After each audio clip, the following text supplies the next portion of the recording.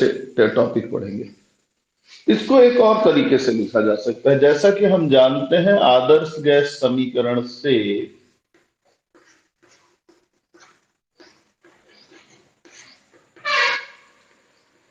कि पी भी बराबर होता है एन आर टी। अगर दाब ताप स्थिर रहे तो पी डेल भी बराबर हो जाएगा डेल एन आर टी।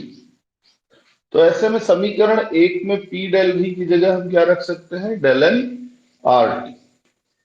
तो समीकरण एक से हमको मिल जाएगा डेल एच बराबर del u plus del n r T.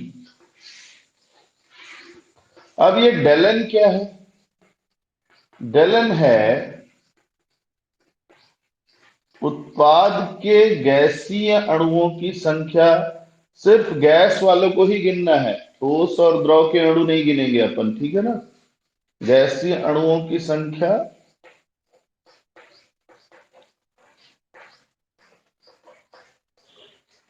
Minus अभिकारक के गैसीय अणुओं की संख्या।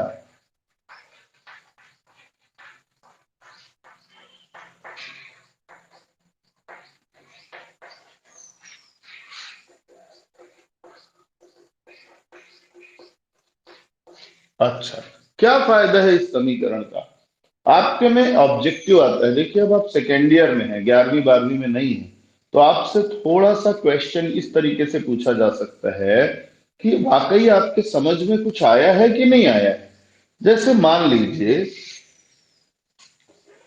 2HI गैस ये बनाता है H2 gas plus I2 gas. अणुओं की संख्या कैसे गिनेंगे आप इसमें? तो सामने लिखे जो अंक है ये अणुओं की संख्या है, नीचे लिखे अंक अणु नहीं होते हैं। ये अच्छी तरह समझेंगे कि किसी भी सूत्र में सामने लिखा अंक ही अणुओं की संख्या को दर्शाता है। अगर कुछ नहीं लिखा है मतलब एक है, कुछ लिखा है तो जितना लिखा है वो जोड़ना है। तो अभी आप देखो, अभिकारक के अणुओं की संख्या है दो, उत्पाद यहाँ एक, यहाँ भी एक, तो ये भी हो गया कितना, दो। तो डेलन का मान कितना निकलेगा? उत्पाद यानी दो माइनस अभिकारक यानी दो बराबर क्या आ जाएगा, जीरो। जब हम मान को समीकरण दो में रखें तो आप नोटिस करो डेल एच बराबर आ गया आपका डेल यू प्लस जीरो गुणा आर टी।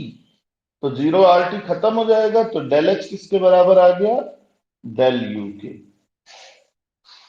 कभी कभी ये क्वेश्चन पूछता है कि किन परिस्थितियों में किसी अभिक्रिया के लिए डेल एच का मान डेल यू के बराबर होगा। तो ये एक परिस्थिति है कि जब अभिकारक और उत्पाद के गैसीय अणुओं की संख्या समान हो जाए तो ऐसी स्थिति में डेल एन का मान शून्य हो जाता है। और ये तो यहां निष्कर्ष क्या निकला हमारा, ये एक छोटा सा उदाहरण था। निष्कर्ष ये निकला कि डेल एन के तीन संभव मान हैं। पहला, यदि डेल एन जीरो हो, जैसा कि अभी हमने देखा डेल एन क्या है हमारा, जीरो है, तो डेल एच बराबर हो जाएगा किसके, डेल यू के। दूसरा, यदि डेल एन बड़ा है जीरो से, जीरो से बड़ा है मतलब एक है, दो है, तीन है, धन में संख्या है, तो डेल एच का मान भी बड़ा होगा किससे, डेल यू से। और तीसरा, यदि डेल एन कम है जीरो से, यानी -1 है, -2 है, -3 है, तो ऐसी स्थिति में डेल एच का मान भी कम होगा डेल यू से। स्क्रीनशॉट लीजिए जल्दी से इसका।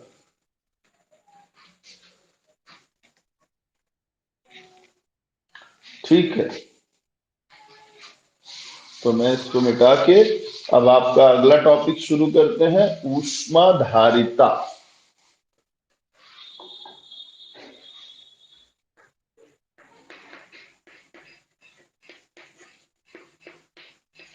इंग्लिश में कहते हैं हीट कैपेसिटी।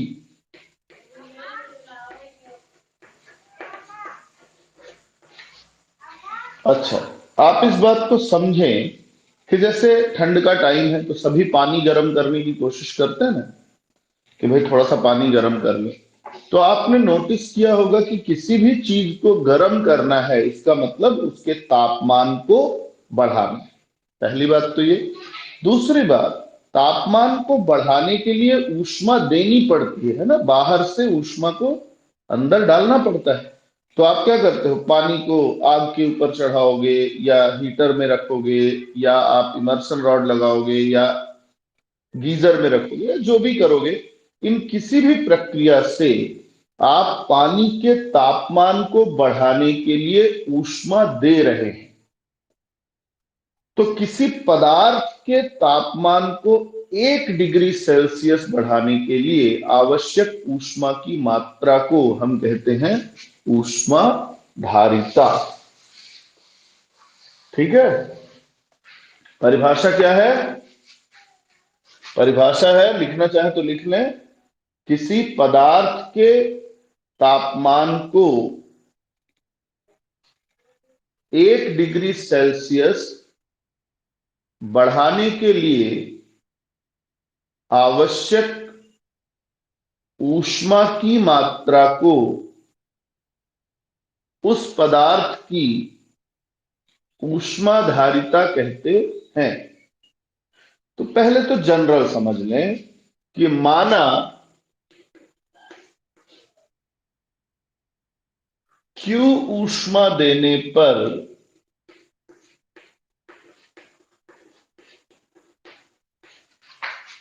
पदार्थ के ताप में पदार्थ का ताप T1 से T2 तक बढ़ जाता है।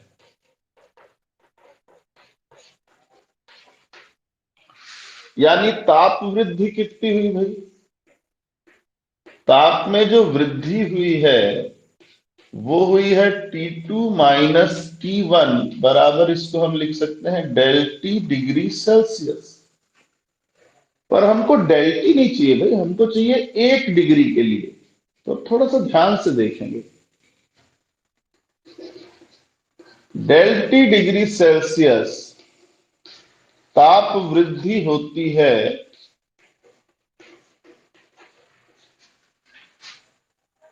Q ऊष्मा, Q कैलोरी ऊष्मा से,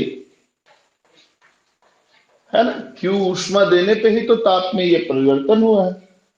तो 1 डिग्री सेल्सियस कितने में परिवर्तित होगा? ये होगा Q बटा डेल टी। यही है ऊष्माधारिता का फॉर्मूला। तो C बराबर हो गया आपका Q बटा डेल टी। तो Q की इकाई क्या है हमारी? Q की इकाई है कैलोरी और इसकी है डिग्री सेल्सियस। तो उत्तर आएगा कैलोरी डिग्री सेल्सियस। कई जगह जूल डिग्री सेल्सियस भी लिखा हो सकता है। अच्छा, अभी हमने मात्रा तो नहीं निश्चित की है ना। अभी मैंने कोई मात्रा नहीं बताई कि 1 किलो लेंगे, आधा किलो लेंगे, 1 मोल लेंगे, 1 ग्राम लेंगे। मैंने कहा पदार्थ लेके गर्म करना है। तो स्वाभाविक तौर पे आपने नोटिस किया होगा कि अगर आप थोड़ा सा पानी लेके गर्म करें तो जल्दी गर्म हो जाता है, ज्यादा पानी लें तो टाइम लगता है। मतलब पदार्थ की मात्रा जितनी अधिक होगी, अवशोषित ऊष्मा का मान भी उसी हिसाब से क्या होगा, बदलेगा।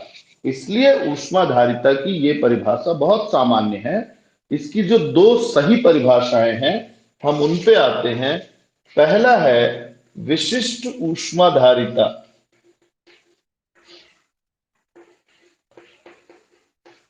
अब आप बोलोगे ये तो कंफ्यूज करने वाली बात है। कुछ कंफ्यूजन नहीं है।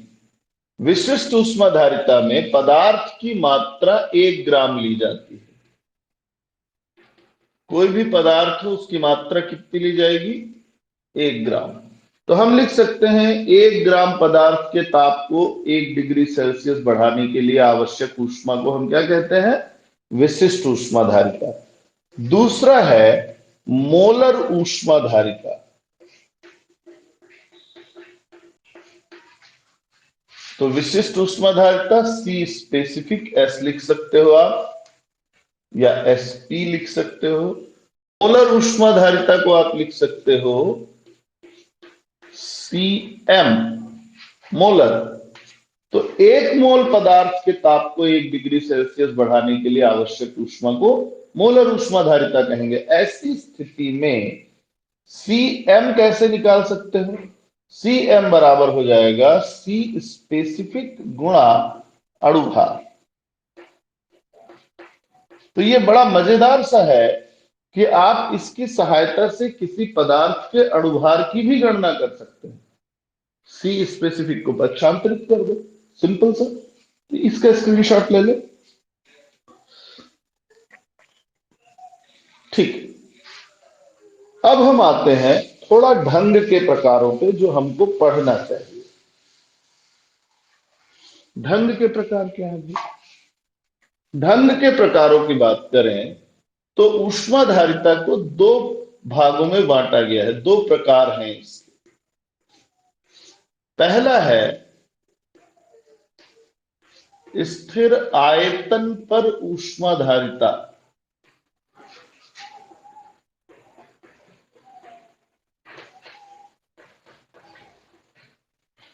यानी सीवी, सीवी बराबर हो जाएगा क्यू वी बटा डेल टी। इस बात को ध्यान रखा जाए कि क्यू भी आप पढ़ चुके हैं। अगर आपको याद हो तो आंतरिक ऊर्जा के रूप में हमने क्यू ही को पढ़ा हुआ है। तो हम जानते हैं, और बिल्कुल जानते हैं, ठीक है ना? ऐसा नहीं कि सर ऐसे बोल रहे हैं कि हम जानते हैं, नहीं, आप जानते हैं कि डेल यू बराबर क्या था? क्यू भी था। यही तो परिभाषा दी थी हमने। तो इस आधार पर आप लिख सकते हो सीवी बराबर डेल यू बटा डेल टी स्थिर आयतन पर। यहां भी बताना जरूरी है, ध्यान रखना। तो इसका जो डिफरेंशियल फॉर्म है हम लिख सकते हैं CV is equal to del u upon del t at constant v. समीकरण 1 मान लेते हैं। कोई दिक्कत है इसमें? नहीं है ना? सिंपल सा है, एकदम सरल चीजें हैं, मान बस रखा। फिर बारी आती है स्थिर दाब पर ऊष्माधारिता।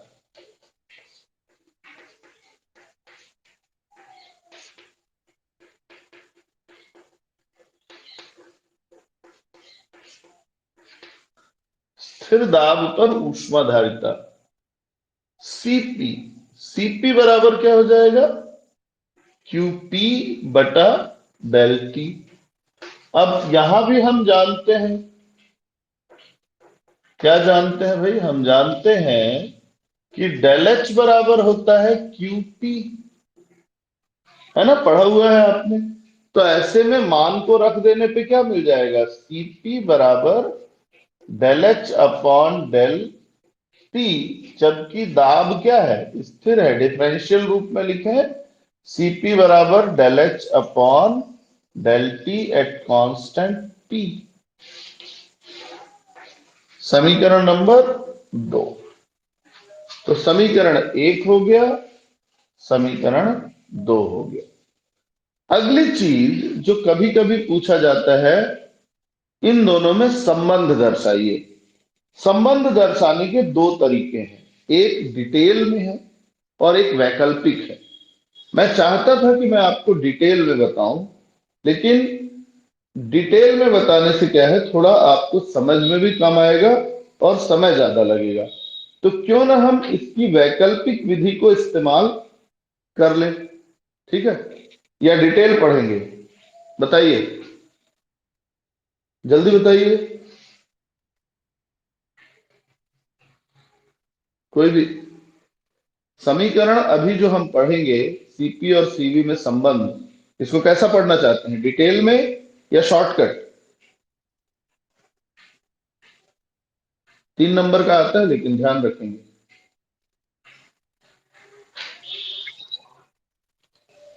डिटेल में बता दूं, समझ में आ जाएगा? दिखता है ना बोर्ड, क्लियर समझ में आता है? हाँ ठीक है। चलिए, तो फिर हम यहां देखते हैं सीपी और सीवी में संबंध। ये तो स्क्रीनशॉट ले लिया होगा, अदरवाइज शाम तक रिकॉर्डिंग टीच मिनट पे या यूट्यूब पे अवेलेबल हो जाएगी। तो अगली हेडिंग है सीपी और सीवी में संबंध। तो सबसे पहले तो हम इनके सामान्य समीकरण लिखें कि हम जानते हैं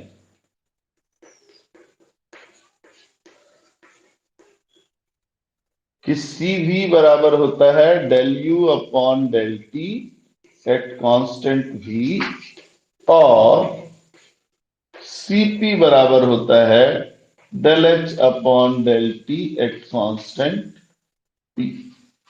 ये तो हम जानते हैं। आगे हमको क्या करना है? आगे हमको करना यह है कि हम CP और CV में अंतर के हिसाब से मान निकालेंगे। तो सामान्यतः हम जानते हैं डेल एच बड़ा होता है किससे? सीवी से, सॉरी डेल यू से। आपने नोटिस किया होगा कि ज्यादातर परिस्थितियों में जो समीकरण हमारा है वो क्या है? डेल एच बराबर del u plus p del v. यानी कि डेल यू में जब हम कुछ जोड़ते हैं तब डेल एच बनता है। इससे पता चलता है कि डेल एच सामान्य तौर पे डेल यू से बड़ा होता है, अतः सीपी भी सामान्य तौर पे सीवी से क्या होता है? बड़ा होता है। सामान्य तौर पे है ना, हम सामान्य तौर की बात कर रहे हैं।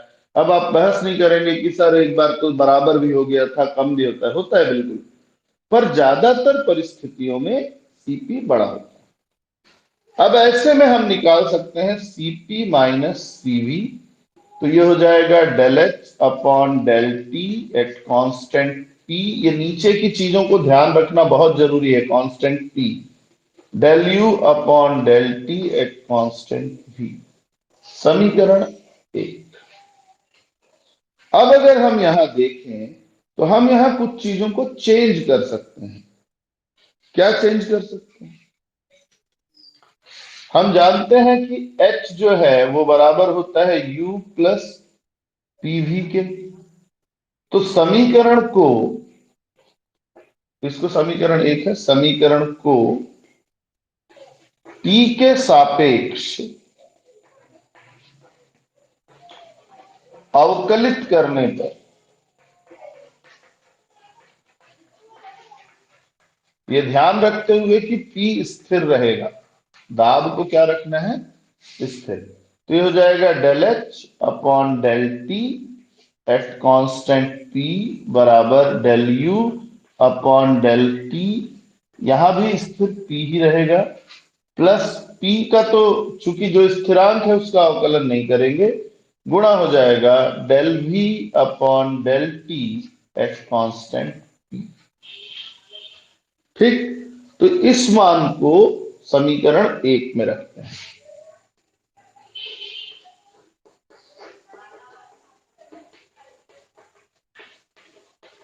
समीकरण एक में मान रखने पर, यानी कि इसके स्थान पर ये दो चीजें, तो आपको मिल जाएगा सीपी माइनस सीवी बराबर del u upon del t at constant p minus p del v upon del t at constant p minus del u upon del t at constant भी, ये वाला।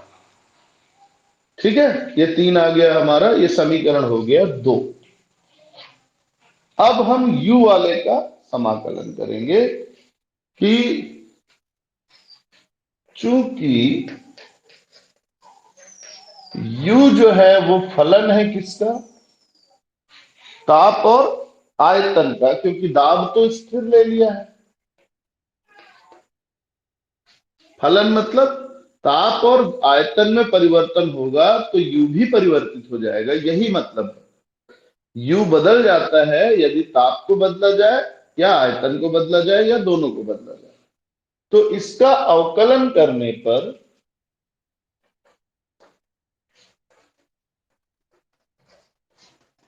आपको मिलेगा del u equals to del u upon del t at constant v into d t plus del u upon del v at constant t into d v. ऐसा एक बार मैं आपको बता चुका हूं कि अवकलन कैसे करेंगे, कौन कौन से गणितीय समीकरणों का इस्तेमाल करना है। तो ऐसा एक बार बताया गया है आपको। अब यहां पर हम ताप ताप का भाग दे देते हैं इस समीकरण में। ठीक है, समीकरण में dt का भाग लगाने पर तो स्थिर दाब पर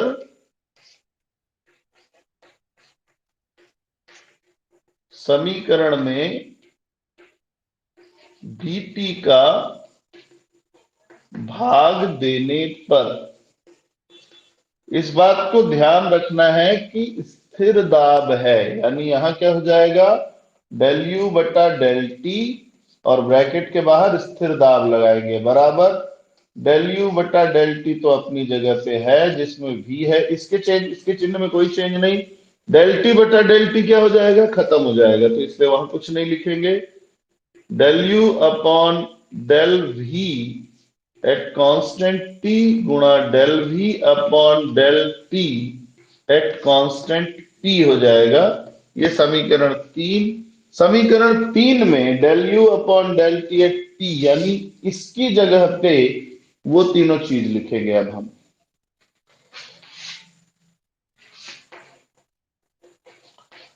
समीकरण 2 में मान रखने पर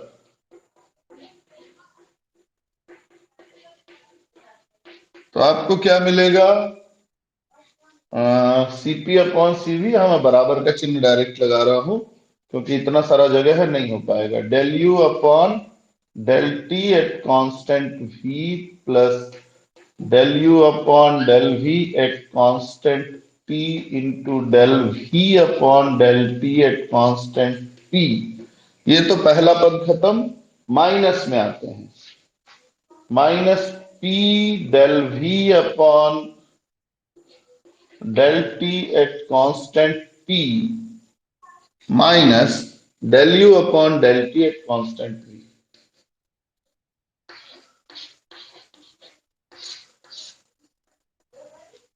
अब आप देखो कि यहां पर काफी सारी चीजें मैच करती हुई सी हैं। ठीक है, ये हमने लिख दिया। अब यहां कुछ चीजें कैंसिल हो जाएंगी। पहला पद del u upon del t at constant v और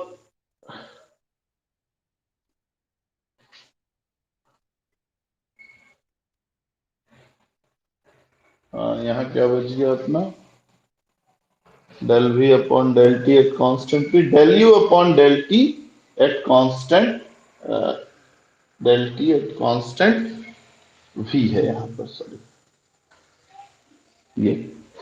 तो ये और ये कट जाएगा।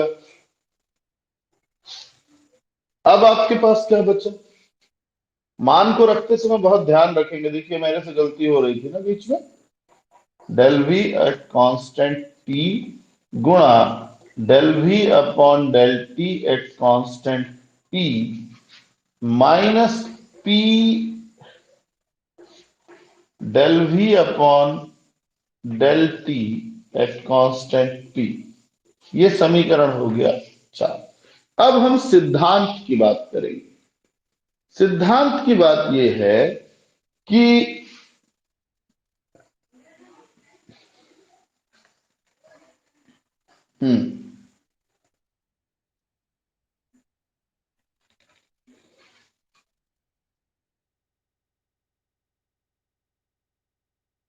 देखो, सबसे पहले समीकरण 4 के बाद आदर्श गैस के लिए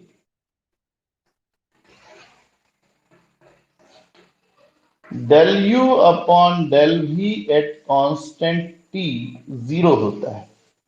मतलब अगर हम आदर्श गैस को डेल वी यानी आयतन में प्रसार करें तो उसकी आंतरिक ऊर्जा में कोई परिवर्तन नहीं होता, तो डेल यू जीरो हो जाएगा, zero upon del v zero.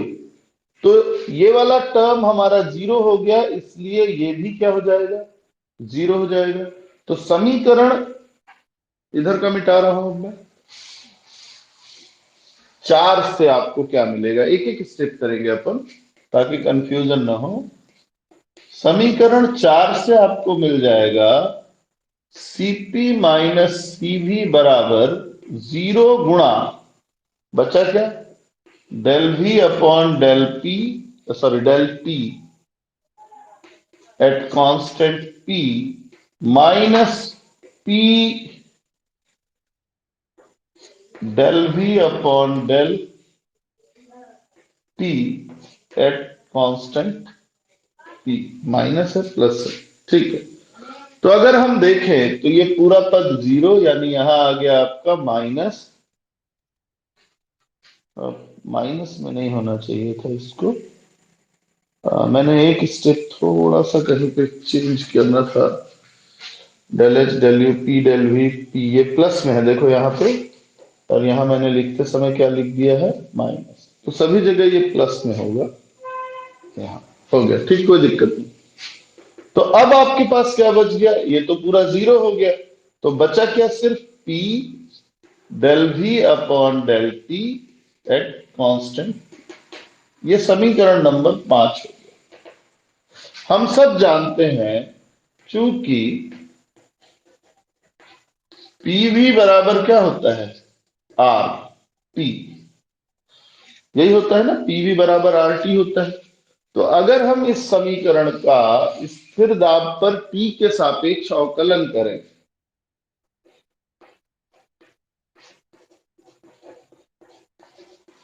दाब पर टी के सापेक्ष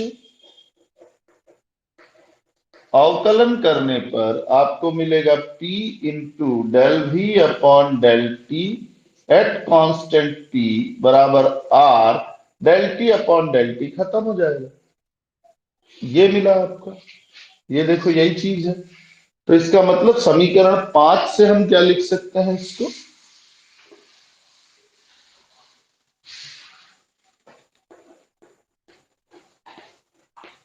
समीकरण 5 से हमको मिला Cp माइनस Cv बराबर R। सिंपल सा समीकरण, ये हमारा संबंध है, ठीक है। तो ये आप लिख सकते हैं, ये 2 से 3 नंबर 4 नंबर में अक्सर पूछा गया प्रश्न है, ठीक, ये क्लियर है। अब हम आते हैं अगले टॉपिक पे, जूल थॉमसन का नियम या जूल थॉमसन प्रभाव। थ्योरी समझ लें, फिर प्रैक्टिकल्स के बारे में या एक्सपेरिमेंट्स के बारे में बात करेंगे। मैं आपको एक वेबसाइट बताऊंगा, उस पर आप कुछ चीजें चेक करेंगे तो आपको बहुत मजा आएगा, आपके कुछ टॉपिक्स वहां से क्लियर हो जाएंगे अगर दिया होगा तो।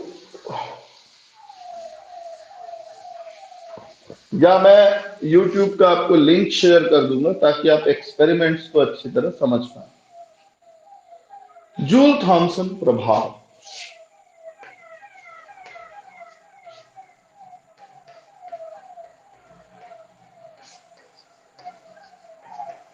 जूल थॉमसन प्रभाव कहता है कि मान लो एक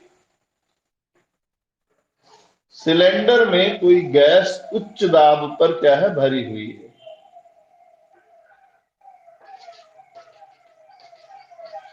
यहां क्या है, उच्च दाब। स्वाभाविक है बाहर की ओर कैसा दाब होगा, निम्न दाब। अगर गैस को एक छोटे से छेद से बाहर निकाला जाए तो गैस बाहर निकल के फैलेगी, स्वाभाविक है फैलेगी, है ना। और इस फैलाव में उसका ताप क्या हो जाता है, ताप में कमी आती है।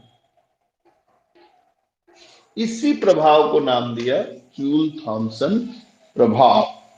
तो जब किसी गैस को उच्च दाब से निम्न दाब की ओर एक छोटे छिद्र से होकर प्रसारित होने दिया जाता है, तो इस दौरान गैस के तापमान में कमी आती है। इस घटना को जूल थॉमसन प्रभाव के नाम से जानते हैं। आप लोग चाहे तो माइक ऑन कर ले, मैं एक एक्सपेरिमेंट छोटा सा करा रहा हूं। नॉर्मल एक्सपेरिमेंट है, मेरे को जवाब चाहिए होगा। माइक सभी ऑन कर सकते हैं। पहले एक काम कीजिए, आप अपनी हथेली के पिछले हिस्से को मुंह के पास ऐसे लाइए और सांस को इस तरीके से छोड़िए, ऐसे करके देखिए जरा। थोड़ा नजदीक लेके करेंगे, है ना। बताइए कि हवा कैसी महसूस हुई आपको हाथ पे, ठंडी या गर्म? गर्म महसूस हुई, करेक्ट। सभी को यही महसूस हुआ। अब इसी एक्सपेरिमेंट को हम रिपीट करेंगे, लेकिन इस बार आपको हवा छोड़ते समय मुंह को एक व्हिसिल आकार में बदलना है और ऐसे छोड़ना है। छोड़िए,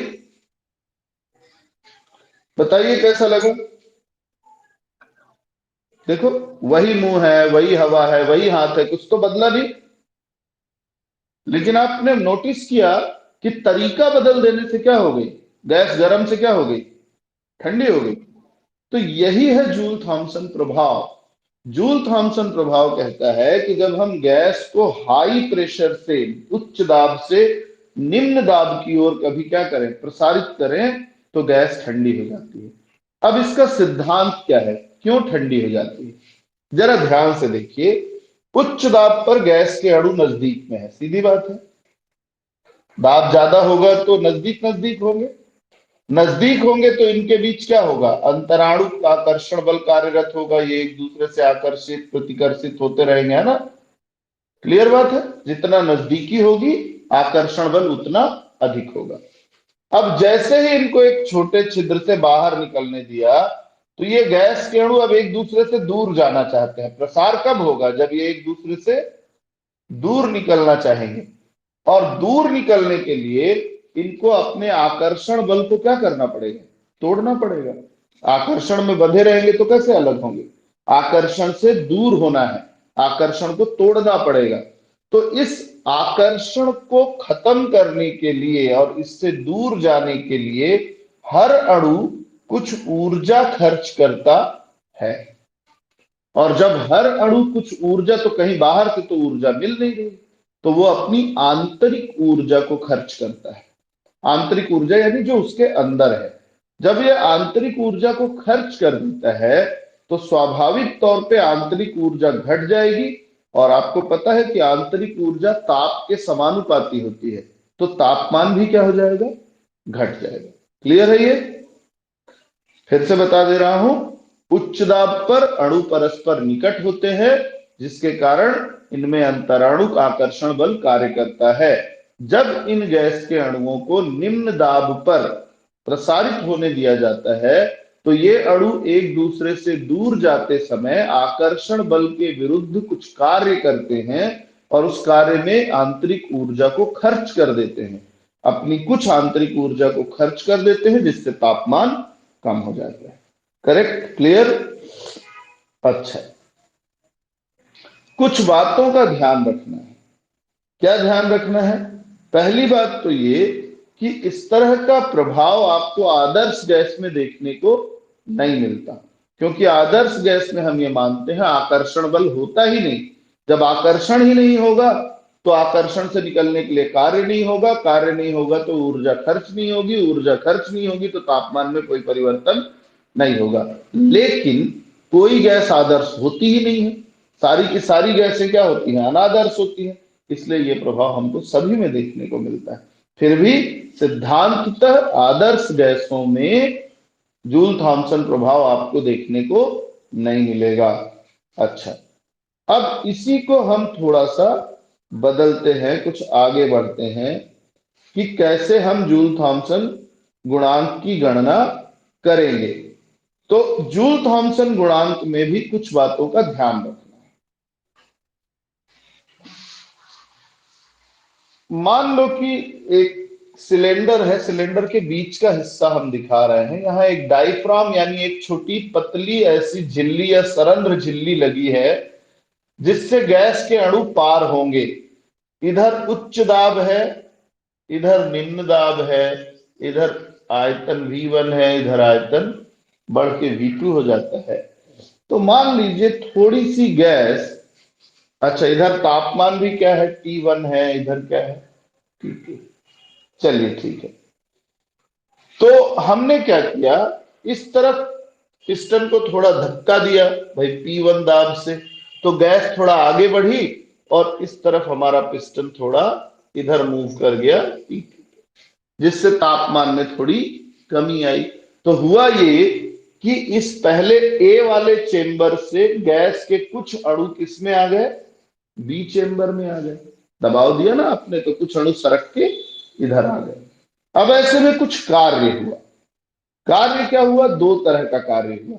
एक तो पिस्टन पे दबाया तो बाहर से तंत्र पर किया गया कार्य, तंत्र पर किया गया कार्य कितना होगा, गैस पर किया गया कार्य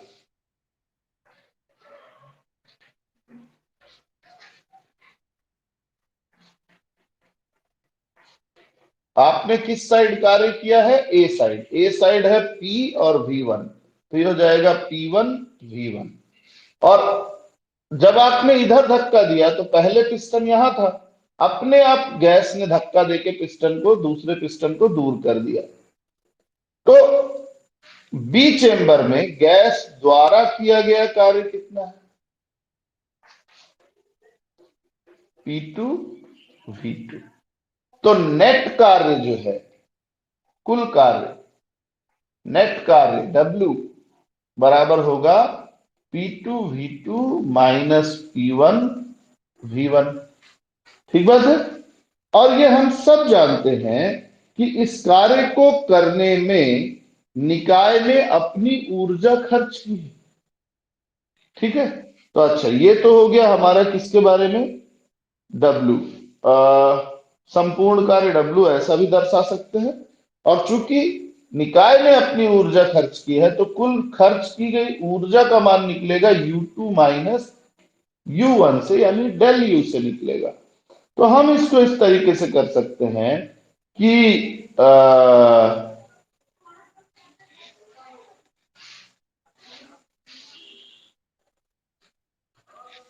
चलिए ये समीकरण एक, समीकरण दो, दोनों की तुलना कर दे।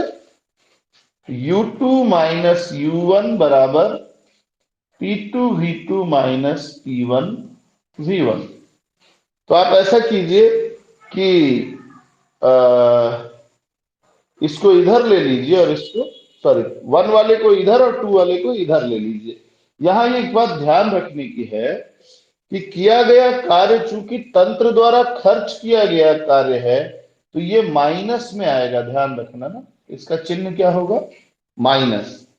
तो माइनस होने पे क्या हो जाएगा, ये माइनस होने पे ये हो जाएगा U1 माइनस U2 बराबर P2 V2 minus P1 V1। पक्षांतर को सेट कर देते हैं, जरा सा जानकारी के लिए है, इसमें इतना परेशान नहीं होंगे आप लोग। क्या बताने की कोशिश है वही देखना है। तो ये हो जाएगा U1 plus P1 V1 is equal to U2 plus P2 V2। U1 plus P1 V1 को H1 और इसको हम क्या लिख सकते हैं, H2। इसको इधर ले जाओ तो H2 माइनस H1 बराबर 0, यानी डेल H बराबर क्या हो जाएगा। तो ये एक मजेदार चीज है कि आंतरिक ऊर्जा में तो कमी हो रही है लेकिन एंथैल्पी में कोई कमी नहीं हो रही है। ठीक है ना, कुल ऊष्मा में कोई परिवर्तन नहीं हो रहा है। ये बात और है कि ऊष्मा की कुछ मात्रा कार्य में बदल गई, लेकिन डेल एच कार्य की भी ऊष्मा को जोड़ता है और आंतरिक ऊर्जा को भी जोड़ता है। तो ये ठीक ऐसा है कि आपके पास 100 रुपए थे और आपने 20 रुपए का शक्कर ले लिया, तो रुपए के हिसाब से रुपए तो कम हो गए आपके पास, और रुपए जो है वो आंतरिक ऊर्जा का माप है। पर कुल मूल्य जो है आपके पास, कुल जो सामान का मूल्य है उसमें रुपए भी आएंगे, सामान भी आएगा, इनका योग एंथैल्पी होता है। तो इस हिसाब से अगर हम देखें तो आंतरिक ऊर्जा यानी 100 रुपए घट गया, अब वो कितना है, 80 है, शक्कर में बदल गए। लेकिन कुल मूल्य की चीजें आपके पास कितने की है, तो भाई 80 रुपए मूल्य के नोट हैं आपके पास, पैसे हैं, मुद्रा है, प्लस 20 रुपए मूल्य का आपके पास शक्कर है। आप इसको जब चाहे बेच के 20 रुपए ले सकते हो। तो टोटल मूल्य अभी भी 100 रुपए ही है आपके पास। तो इसलिए हम कहेंगे कि आंतरिक ऊर्जा में तो कमी आई, किंतु एंथैल्पी में कमी नहीं आई। ये क्लियर है सभी को? ठीक है, तो आज यहीं तक देखते हैं। समय मिलने की स्थिति में हो सकता है मैं शाम को ले लूं, या फिर कल लूंगा मैं आप लोगों की क्लास, जैसा भी होगा मैं मैसेज करूंगा, इसको पढ़ लीजिएगा, ठीक है? चलिए।